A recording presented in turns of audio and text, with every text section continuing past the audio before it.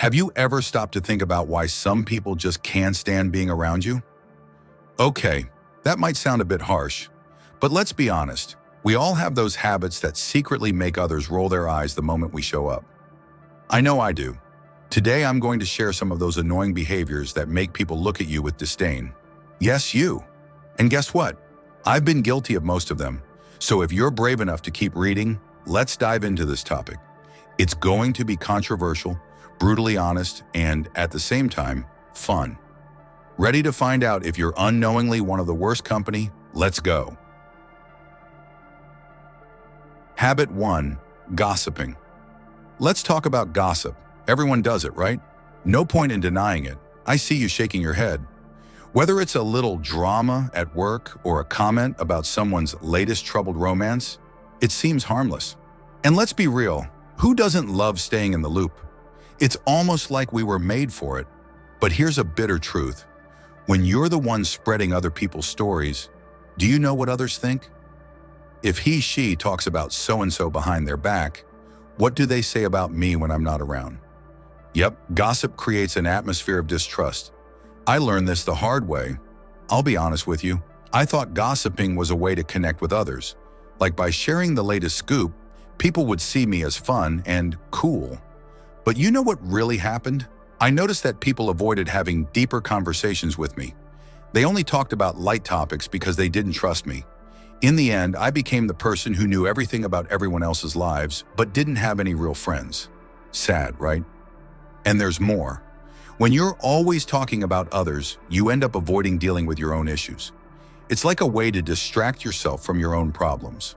The more I focused on what others were doing wrong, the less I concentrated on what I needed to improve in myself. Gossip not only harms your relationships, but it's also damaging to you. It breeds insecurity and negativity.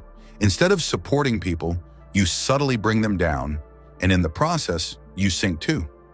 I realized that if I wanted genuine, meaningful connections, I needed to stop using gossip as a crutch. So if you're out there gossiping and thinking it's no big deal, here's a warning. It is. People notice, remember, and start to distance themselves. Trust me, I know how it is. And guess what? It's so much more powerful to cut out gossip than to spread it. The next time someone tries to drag you into the latest drama, just say, "No, I'm good," and watch how quickly you start to earn real respect. Because in the end, we all have our own problems to deal with. Let's stop focusing on others. Habit 2. Being passive-aggressive. Passive-aggressive behavior. The art of not saying what you really think, but expecting people to understand anyway.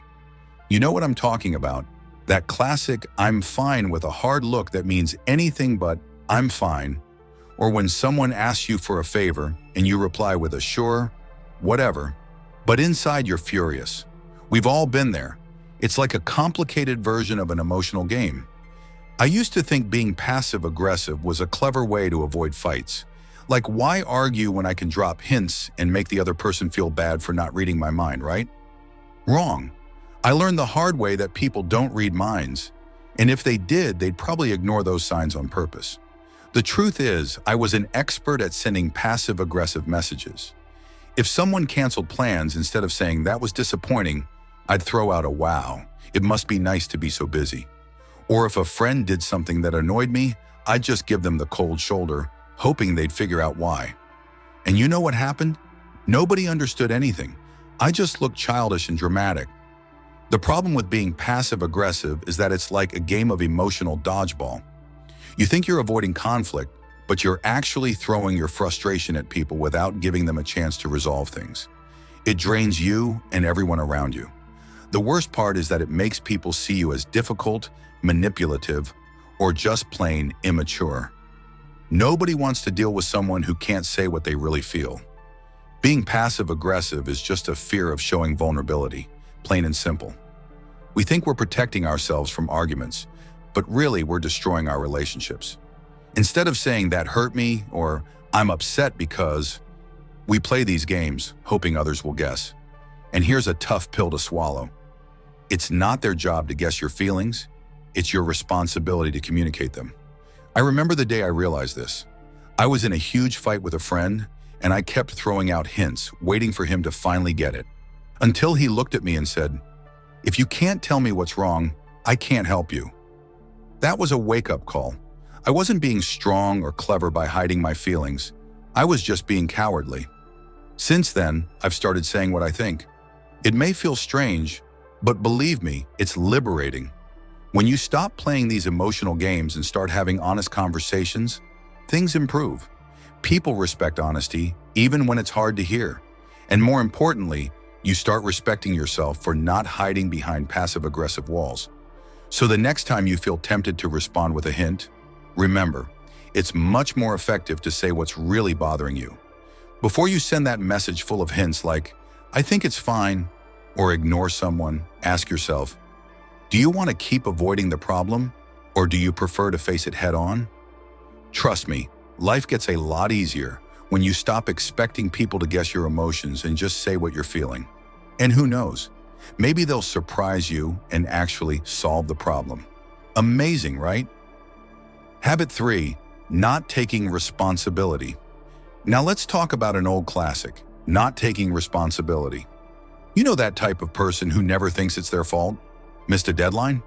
Oh, the internet was down. Did poorly on a test? The teacher hates me. And look, I've been there. I used to be an expert at making excuses. And let's face it, avoiding responsibility makes us feel less guilty. It's like an easy way out to avoid dealing with the weight of our own mistakes. But here's a tough truth. When you're always blaming something or someone else, you're basically saying, "I can't control my own life." And people start to see you as unreliable, immature, and honestly, a bit disorganized. Let me give you a personal example. In school, I was famous for never doing my homework but always had a ready excuse. The printer broke. I had too much work in other classes. And my favorite, I didn't know it was due today. Until one day, a teacher pulled me aside and said, "Every time you make an excuse, you're missing the chance to grow. You'll never improve if you don't face your mistakes." That was a wake-up call. Because let's be honest, excuses protect us from criticism and the feeling of failure. But you know what else they do? They keep us stuck in a cycle of mediocrity. When you don't take responsibility, you give up the power to improve. If everything is always someone else's fault, how are you going to develop? Spoiler alert, you won't. I realized that my constant excuses weren't protecting me, they were limiting me. Every time I blamed something or someone else, I avoided facing the truth that maybe I hadn't put in enough effort. Maybe I could have done better, and you know what? That's not a bad thing. Real growth comes from saying, "Yes, I messed up, and I'm going to learn from it." Taking responsibility is liberating. When you own up to your mistakes, you can actually do something to change them. I remember the first time I really owned up to a mistake at work. I missed a deadline, and instead of listing a bunch of excuses, I just said, "I didn't manage my time well. I'll do better next time." And you know what happened? My boss didn't yell at me. Nobody fired me. In fact, they started to respect me more for being honest. I learned that people don't expect you to be perfect. They just want you to be sincere and accountable. But I get it. Taking responsibility is tough in the moment. Nobody likes feeling like they messed up. But in the long run, it makes all the difference. When you stop making excuses, people start to trust you more, and you'll start to trust yourself more. And let's be honest, isn't it better to own up to your mistakes than to live in fear of being exposed? Plus, life gets a lot simpler when you stop maintaining a web of excuses. No more mental gymnastics trying to remember which excuse you used. Just accept the mistake, learn from it, and move on. So the next time you feel tempted to blame the dog, the weather, or the universe for a mistake, try this. Own up to it. It might be a little scary at first, but trust me, it's way better in the end. And who knows? People might even start to respect you more for it. Different idea, right? Now go ahead and start taking responsibility. Your future will thank you.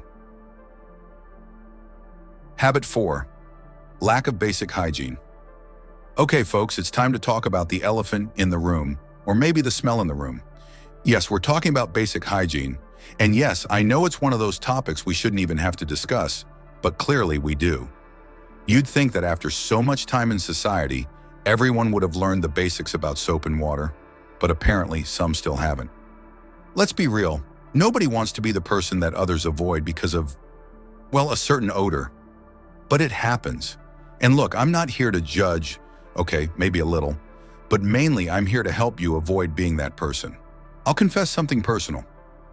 When I was younger, back in school, I went through a phase where I thought deodorant was optional. I thought, oh, if I'm not sweaty, it's fine, right? Wrong. I only realized it when one day someone, politely but awkwardly, suggested that I try a new brand of deodorant. That was my wake-up call. Nothing like the embarrassment of knowing you've been walking around with body odor to make you rethink your choices. Believe me, I rushed home and stocked up on every hygiene product I could find. But here's a deeper point. Taking care of your hygiene isn't just about smelling good. It's also about showing respect, not just for others, but for yourself. Because think about it. If you don't take care of your basic hygiene, people start to wonder what else you might be neglecting. It's like a silent signal that if you can't manage to take a shower, how are you going to handle bigger responsibilities? It may seem unfair, but that's how people think. And it's not just about smell. We're talking about clean teeth, well-groomed hair, clean clothes, the whole package. If you walk around looking like you just rolled out of bed for the third time in a row, people start to wonder, is he okay? Or is he even trying? And here's another thing. Sometimes a lack of hygiene can be a sign of something more serious. Depression, stress, low self-esteem, everything is connected. I've gone through tough times myself and noticed that I had let the basics slide, thinking, why bother? But the fact is, neglecting your physical care can drag you down even more mentally. There was a time when I was so overwhelmed with work and stress that self-care took a back seat. I skipped showers, wore the same clothes from the day before, and hoped no one would notice. But guess what? People noticed, and it wasn't until a close friend pulled me aside and said, "Hey, are you okay? You seem a bit different lately," that I realized how much I had let things slip. That wake-up call helped me see that neglecting hygiene was a sign of something bigger. I also wasn't taking good care of my mental health. Hygiene isn't just about appearance or smell, it's a way of showing respect for yourself. It's the first step in showing the world and yourself that you value who you are. When you let the basics slide, it's like you're telling yourself, I don't deserve the effort. And that can lead to even deeper feelings of doubt. But here's the good news. Starting with small actions, like brushing your teeth or washing your hair, can give you the push you need to start feeling better. It's amazing how something so simple can have such a big impact on your mood. So yes, I understand that on some days, the idea of taking a shower feels like a huge task. But trust me, once you do it, you feel like a brand new person. Plus, the people around you will thank you for it too. It's a win-win for everyone. And let's be honest, nothing beats the feeling of freshness and cleanliness after a shower. So do yourself and others a favor. Wash up, put on some deodorant, brush your teeth, and go out smelling like the champion you are. Remember, taking care of your hygiene isn't just to impress others. It's about taking care of yourself. So if you're still debating whether or not to shower today, here's your sign. Go for it. You'll feel so much better afterward. Habit 5. Constant complaining. Now let's be real for a moment. We all know someone who complains about everything. I mean, this person could be on a paradise beach with a drink in hand and would still find something to criticize. Oh, the sun is too hot, or this sand is too sandy. You know who I'm talking about, right? And here's the thing. If you're thinking, wait a minute, I don't know anyone like that, maybe that person is you. But don't worry, we've all done this at some point, including me. I went through a phase, especially when I was stressed, where I complained about everything, and it wasn't even about important stuff. I'd show up at work grumbling, why is it so cold in here? Or, why is this coffee so bad? It was like I couldn't help it. Until one day a friend said to me, you know you complain more than anyone I know, right? That hurt. I didn't even realize how negative I was being. And let's be honest, complaining all the time is exhausting, both for you and everyone around you. It's like negativity is contagious. And when you're always focused on what's wrong, people start to see you as a rain cloud. Worse, they start to avoid you. Trust me, when people see you coming and their first reaction is to try to distance themselves to avoid hearing another complaint, that's not a good sign. Now, this might be a little uncomfortable. Complaining gives a sense of relief in the moment. It's like releasing frustration. But the truth is, complaining all the time isn't harmless. It creates a cycle where you only focus on the negative, and that's all you start to see. It's like training your brain to ignore all the good things happening around you. And if you're always bringing negativity, people start to see you differently, thinking, if he's always dissatisfied, maybe the problem is him. Here's a deeper point. Constant complaining is often a mask for something bigger. When I was in that complaining phase, it wasn't really about the bad coffee or the cold office. It was about feeling overwhelmed, stressed, and out of control in my life. Complaining was a way to vent, but it wasn't helping. In fact, it was making me feel worse. I was amplifying the negativity in my life instead of seeking a solution. I realized that by focusing on complaints, I wasn't solving anything. I was just spreading negativity, and nobody wants to listen to a replay of problems. So I started doing something different. Whenever I felt like complaining, I would stop and ask myself, what can I do about this? If I couldn't solve it, I'd let it go.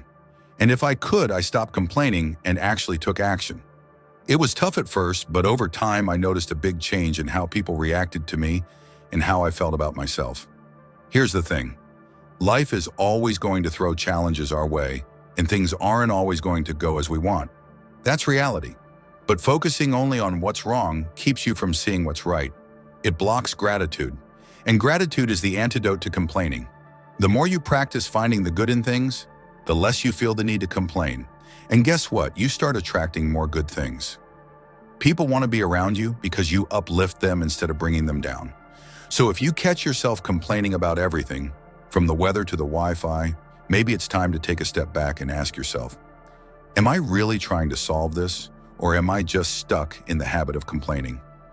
Because let's be honest, complaining all the time isn't attractive, and it definitely doesn't help anyone. The next time you're about to make yet another complaint, try doing something different. Find something, anything, to be grateful for. You'll be surprised at how much better that makes you feel. And trust me, the people around you will thank you for it too.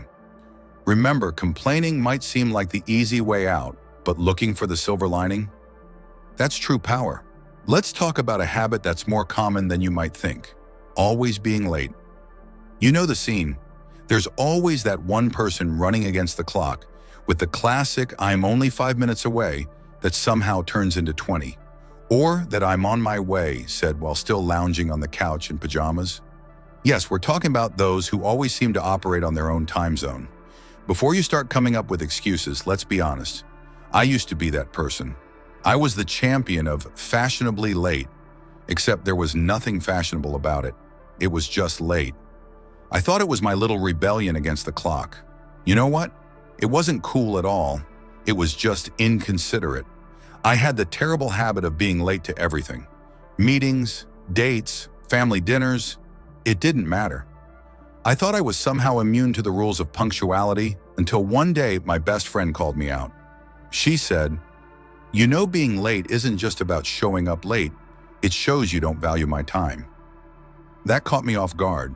I had never thought of it that way. I was so caught up in my own messy time management that I didn't realize how disrespectful it was to others. And let's face it, always being late isn't just a personal quirk. It's a huge red flag to others. It sends the message that your time is more important than theirs. Whether it's a job interview, dinner with friends, or a simple meeting, if you're consistently late, people start to see you as unreliable, disorganized, and yes, a bit disrespectful. And here's a tough truth. Being late often hides deeper issues. For some, it's about lack of respect, but for others, it's a way to avoid commitments or confrontations. Sometimes we're late because deep down we're dragging our feet, or because we don't really want to be there. We think, if I'm late enough, maybe people will think I'm just busy. But what really happens is people start to question your honesty and interest. I had to confront this uncomfortable truth myself. I wasn't just late because I had a poor sense of time. It was because I was afraid of facing certain situations. I realized I was using lateness as a shield, an excuse to avoid being truly present. After acknowledging this, I started working on my time management and being more honest about why I was avoiding certain things. Being late is more than just a bad habit. It's a sign of deeper issues like time management, self-respect, and consideration for others. When you're late, you're not just messing up your schedule. You're showing others that you don't value their time or effort, and changing this is tough, but it's worth it. I began setting reminders, planning ahead, and even leaving home earlier to combat my lateness. It wasn't easy, but it made a huge difference. People started to trust me more, and I felt better about myself. I was no longer known as the one who was always late. I was someone people could rely on. So here's the challenge. If you're the chronically late one in your group, it's time to change. Start small, set your clocks ahead by 5 minutes, plan your outfit the night before, or simply leave home earlier. See how this improves your relationships and your reputation. Because let's be honest, being punctual isn't just about respect. It's also about not missing out on life's moments. So stop chasing time and start arriving on time. Trust me, it'll make all the difference. Habit 7, playing the victim. Now let's tackle a habit that's a real self-esteem killer, playing the victim. You know the type. They have an endless list of problems, and no matter what happens, it's always someone else's fault. If something goes wrong, they're the first to say, "Why does this always happen to me?" Here's a harsh truth. Sometimes it's not the universe against you. It's your own mindset. Now, before you get offended, I get it. Life throws challenges our way, and sometimes it feels like you're the only one dealing with them. But here's the interesting part. Adopting the victim role can actually be a sneaky way to avoid responsibility and real growth. And let's face it, it's not a great trait to have. I've been guilty of this too. I used to complain about how nothing ever worked out for me. Miss a promotion at work? Oh, it's because my boss doesn't like me. Relationship problems? I must be unlucky. And guess what? I didn't realize how much I was sinking into that victim mentality until a friend had a heart-to-heart with me. He said, "You always see yourself as the victim, but have you ever thought about how you're contributing to these situations?" That stung, but it was a wake-up call.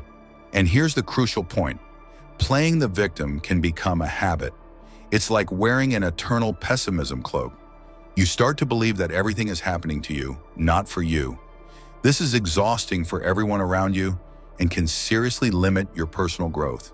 When you're always looking for someone to blame, you're not seeking solutions or learning opportunities. Here's an uncomfortable truth. Sometimes playing the victim is easier than facing hard truths about ourselves. It's a way to dodge responsibility. It's much more comfortable to point fingers and say, "It's not my fault," than to look in the mirror and ask, "What could I have done differently?" But let's be honest, that's not empowering. It's the opposite. I learned this the hard way. There was a time when I was always blaming others for my work failures. Only when I started taking responsibility for my actions and decisions did things begin to change. I stopped seeing myself as a victim and started viewing myself as an active participant in my own life. It was liberating. Instead of waiting for things to get better on their own, I started making changes, setting goals, and working to achieve them. Playing the victim is like being stuck on a hamster wheel. You run and run, but you don't get anywhere. When you stop adopting the victim mentality and start taking responsibility, you free yourself from that cycle. This doesn't mean life's challenges will disappear, but it does mean you'll be better prepared to face them. It's about shifting from a mindset of helplessness to one of empowerment. So if you catch yourself slipping into that victim mindset, try this. Instead of asking, "Why is this happening to me?" ask, "What can I do about it?" Give yourself the power to be the hero of your own story. It's much more rewarding than being the victim. The next time you feel tempted to take on that victim role, remember that you have the power to change the situation. Take control and watch how your life and relationships transform. And if you need a reminder, just come back here and watch this video again. I promise, no victim mentality, just a dose of genuine love. All right, folks, we're done.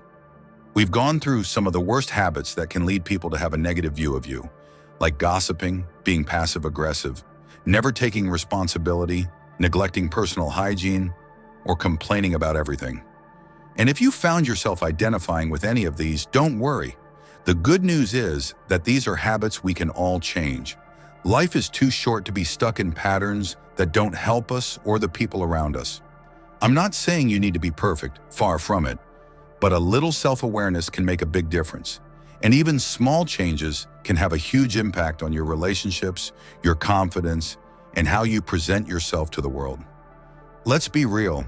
No one ever complained about being around someone honest, responsible, and smelling good, right? So here's the challenge I'm leaving you with.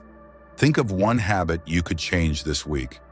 Maybe it's owning up to a mistake, managing your negativity, or even just taking a quick shower. Small steps, people. Thank you for sticking with me this far. If you've had some good laughs, gained some insights, or had a moment of self-reflection, like, subscribe, and share this with someone who might need a little nudge. We're all in this together. Nobody's perfect, but we can all be better. And remember, the next time you feel like gossiping or complaining, ask yourself, what would I say about myself? Usually that's a great starting point. See you next time.